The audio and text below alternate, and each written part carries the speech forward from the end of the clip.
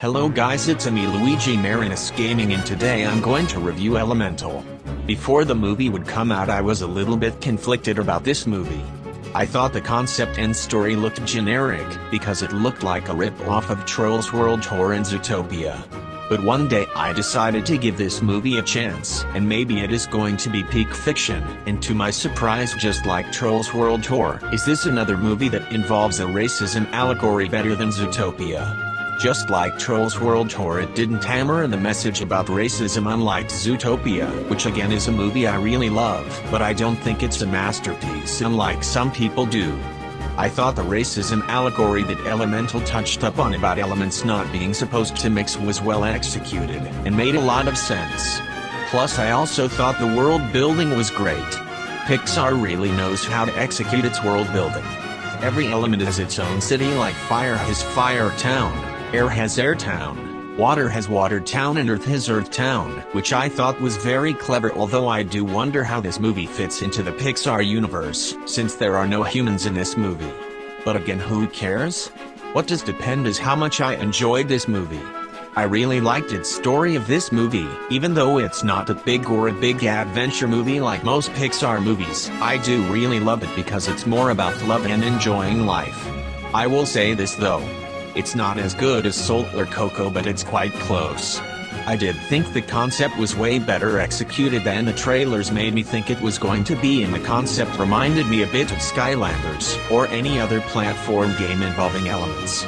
But what it's actually about is the romance between Ember and Wade.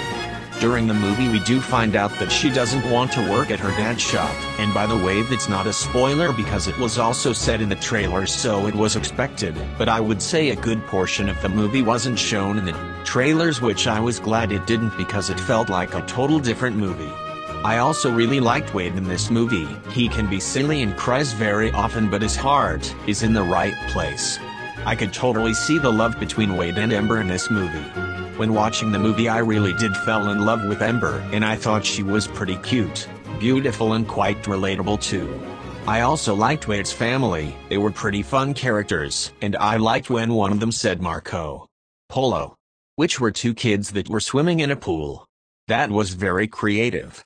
I also liked the parents of Ember, like the dad who can only speak in short sentences, which makes sense since he is getting old. I also liked Ember's mother who took care for Ember, and I thought her parents felt like a real family, who always helped her control her anger. Which by the way did remind me of Anger from Inside Out. I also though Ember and Wade reminded me of Judy Hopps and Nick Wilde from Zootopia, but I thought the characters were more fleshed out in this movie, and I could actually feel more of the love in this movie. And I am also happy to say that this movie did the generational trauma trope way better than Encanto and Strange World, which I thought could have handled it a bit better, but this movie did it the best way in my opinion. I also really liked the soundtrack of this movie. Chad Thomas Newman did a very good job with the soundtrack, I will say. I also thought the animation was absolutely beautiful and deserves to be seen on the big screen, and don't wait until it releases on Disney+, since that was my first thought before I became more excited for this movie. But nope, this movie should be seen theaters. The animation reminded me a bit of Soul and Inside Out, but I thought it had more hand-drawn animated features for the facial expressions. And did I already mention this movie was better than Lightyear? Even though I consider Lightyear a guilty pleasure of mine, I will also say that it was better than Lightyear, which is still one of my personal favorites Pixar movies. I would also rank it as my third favorite Pixar movie after Soul and Coco. I had a really great time with this movie, and that's why I'm going to give Elemental a 10 out of 10. It's another masterpiece of Pixar, and my third favorite movie of this year after the Super Mario Bros. Movie and Spider-Man Across the Spider-Verse. But you know what? Maybe Trolls 3 and Ruby Gilman will still be better than this movie, since I am pretty hyped for both of these movies too.